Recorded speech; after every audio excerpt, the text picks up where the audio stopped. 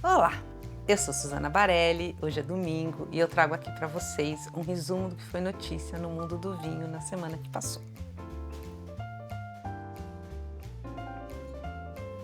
Eu começo esse vídeo com um texto que subiu ontem na Levant Filosofia, que é a coluna que eu escrevo para o Paladar, no Estadão, e que eu coloco, é uma discussão um pouquinho sobre o poder do enoturismo para as vinícolas brasileiras. A gente sabe que o enoturismo, mais do que uma experiência muito agradável para quem gosta de vinho, ou mesmo para quem não gosta, mas quem quer passar um dia tranquilo, gostoso, perto da natureza, mas o enoturismo ele é muito significativo na venda das vinícolas brasileiras. Não só das vinícolas brasileiras, mas aqui a gente está pontuando das vinícolas brasileiras, e a Guaspari, que foi a vinícola que eu visitei, ela é muito forte no enoturismo e acabou de fazer um investimento grande, eles não revelam quanto, mas uma estrutura que é capaz de receber até 300 pessoas, e para lançar essa estrutura, eles fizeram um pacote que vale em agosto, no qual o Jefferson Rueda, que é o chefe da Casa do Porco, vai cozinhar num menu harmonizado para as pessoas que forem lá visitar. E a matéria, eu conto um pouquinho até onde a gente pode ou não pode depender do enoturismo. A gente vem dessa tragédia do Rio Grande do Sul, no qual as vinícolas que tinham mais de 50%, 60%, às vezes 70% das suas vendas focadas no enoturismo, de uma hora para outra ficaram sem nada.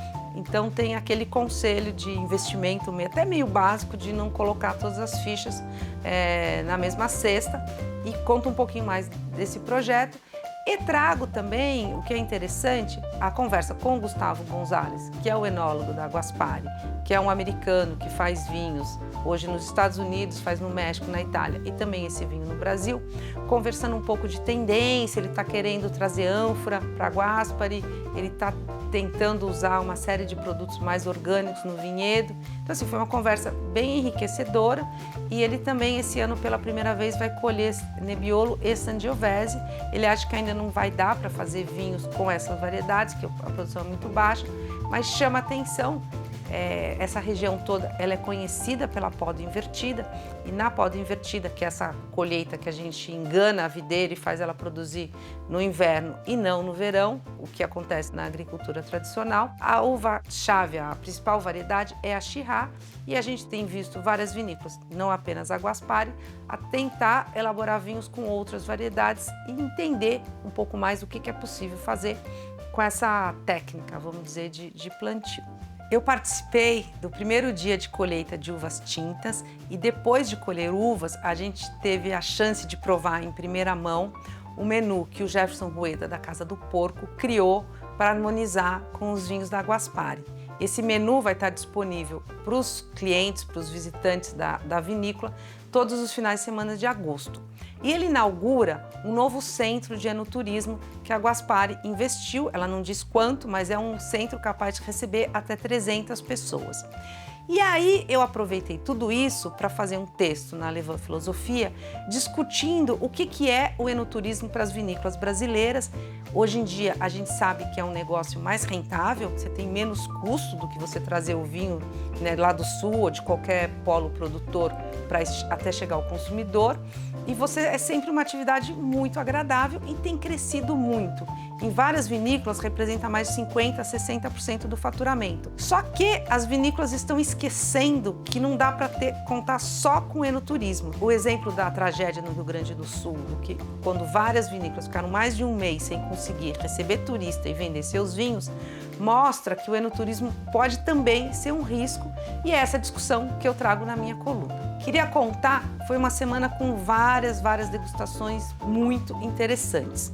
Eu começo contando com o Marco de Martino, é um produtor chileno. Ele veio para o Brasil provar os vinhos, ele acabou de mudar de importadora, ele agora está no catálogo da Berkman, e ele faz um Cabernet Sauvignon que me surpreendeu muito, que chama Cuvée Grand Vin. Gostei disso. O Marco veio aqui no rescaldo das feiras Natureba, que eu comentei a semana passada, que foi um evento enorme, no qual mais de 2.500 pessoas, ou quase 2.500 pessoas, vieram degustar vinhos naturais, orgânicos e biodinâmicos. Outra degustação que eu tive a chance de participar e que eu queria chamar a atenção foi dos vinhos da Mendel. A Mendel é um projeto em Mendoza, que tem uma vinícola linda, toda com parede de adobe, aquelas paredes de barro antigas, e que faz um semillon muito interessante. E aí é interessante também a gente pensar que a Argentina não é uma terra só de Malbec, não é uma terra em que está crescendo o Cabernet Franc, quando a gente pensa nos tintos, mas que ela também tem brancos interessantes, e a Semillon, eu acho que é a principal variedade, ou junto com a Chardonnay, são as duas grandes variedades que podem elaborar bons vinhos na Argentina. Seguindo ainda Rescaldo de Naturebas, eu aproveitei para jantar com o Aldo Graziani.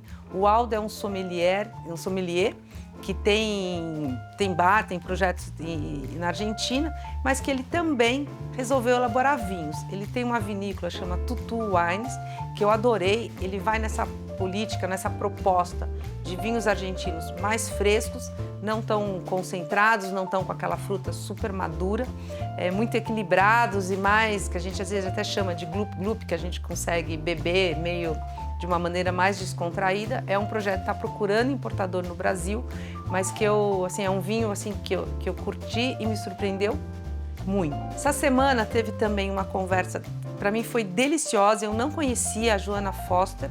A Joana, ela é mulher do Ernesto Catena, que vem a ser filho do Nicolás Catena, que é o grande nome, né, pioneiro no vinho argentino de qualidade.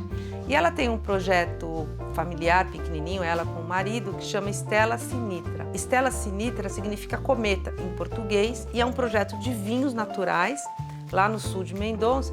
E o mais interessante da Joana é que não é apenas os vinhos pensados, né, com a mínima intervenção, mas também assim toda a filosofia. Ela tem, por exemplo, uma parceria com uma mulher que põe uma série de apinários para ter abelhas, para espalhar o pólen. Ela tem uma série de ligações com a comunidade e para transformar o projeto dela meio numa fazenda quase que autossustentável. Tem muita verdura, muito legume, e nisso entra o vinho, e aí é aquele vinho que a gente chama de mais puro, mais ligado ao terroir. Gostei muito. Aí eu queria aproveitar, né, dessas degustações todas. Essa semana foi uma degustação, eu provei mais de 100 vinhos, porque a gente está fazendo, eu vou mostrar aqui para vocês, a nova edição do Guia dos Vinhos. O Guia dos Vinhos é esse projeto que a gente lançou o ano passado. Para lembrar, são 3 homens e eu, o Beto Gerosa, o Marcel Mila e o Ricardo César. E a gente está agora fazendo a segunda edição e essa semana estamos quase acabando, foram mais de 100 vinhos degustados, muita coisa. E aí eu queria chamar a atenção, a ideia do guia é ser meio um GPS para o leitor se achar em vinhos, e vinhos que a gente procura ter bom custo-benefício. E aí eu vou citar um exemplo, que eu estou com a garrafa aqui. A gente publica rankings no guia, por exemplo, de vinhos até 100, de 101 a 200 e de 201 a 300. No ranking até 100 da edição que tá nas bancas hoje em dia, ela está na Amazon, a gente só vende na Amazon, o vinho que foi mais bem colocado é esse Pérez Cruz aqui. Ele teve 93 pontos numa escala de até 100 e ele custava, na época, R$ 72. Ele está um pouquinho mais caro hoje, mas assim, é um vinho de menos de R$ 100. Eu tenho a garrafa aqui comigo para quem quiser conhecer. É um Gran Reserva chileno, Cabernet Sauvignon, da região do Maipo, com uma pontuação alta e um preço baixo. Das notícias internacionais, eu queria chamar a atenção para 2 assuntos. O primeiro é um relatório sobre a produção de vinho na Inglaterra. Sim, vocês sabiam que a Inglaterra faz vinhos? Tem vinhos espumantes, alguns de qualidade igual ou até superior a vários champanhes. E a notícia é que esse ano que passou, de 2022 para 2023, teve um crescimento grande, tanto no número de vinhedos, hoje já são 1.000 hectares de vinhedos no sul da Inglaterra, e também na produção de garrafas. Em 2023, eles tiveram um crescimento de quase 10%, chegando a 8,8 milhões de garrafas de vinhos ingleses. Quem diria, o aquecimento global aí deixando a sua marca. Por fim, eu queria contar de um relatório da Barton Hills, que mostra um problema com o vinho a granel espanhol. A Espanha faz muito vinho a granel e isso tem sido vendido, esse vinho de uma qualidade muitas vezes duvidosa, ela tem sido vendida como um vinho em taça, tanto na França como Portugal como Alemanha. E esses 3 países estão estudando medidas para que evite que um vinho de uma qualidade muito mais baixa chegue como um vinho em taça nos restaurantes, por mais que para o restaurante seja interessante pelo custo, mas pelo consumidor é muito ruim pela qualidade. No vídeo anterior, eu fiz uma pergunta para vocês sobre o que vocês achavam dos vinhos brasileiros, dos vinhos nacionais. Tiveram várias respostas e eu vou citar aqui a resposta da Regina Celeste. Ela tocou num ponto que eu gosto muito do vinho, não só o brasileiro, mas que eu gosto muito do mundo do vinho, que é a diversidade. Ela comentou que ela está nova no mercado, ela ainda está aprendendo a degustar, mas que ela gosta dos vinhos da Serra da Mantiqueira, que a gente comentou hoje aqui, dos vinhos da Serra Catarinense, onde eu destaco principalmente os brancos, e também citou um produtor do lado do Vale dos Vinhedos, que é o pequenininho Flopa e Ambrósio. E Regina, eu gostei tanto dos seus comentários que se você me mandar o seu endereço inbox, eu vou te mandar uma garrafa de um vinho nacional.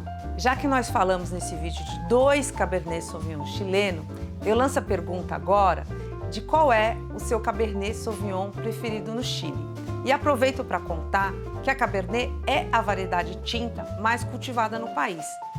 Nem todo mundo acredita, todo mundo pensa que a Carmener é identificada como uma variedade chilena, mas a Cabernet ela é muito mais importante, seja em número de vinhedos, seja no volume de vinhos vendidos nas mais diversas faixas de preço. Então me diga, qual é o seu Cabernet que você prefere do Chile e por quê? Estou esperando.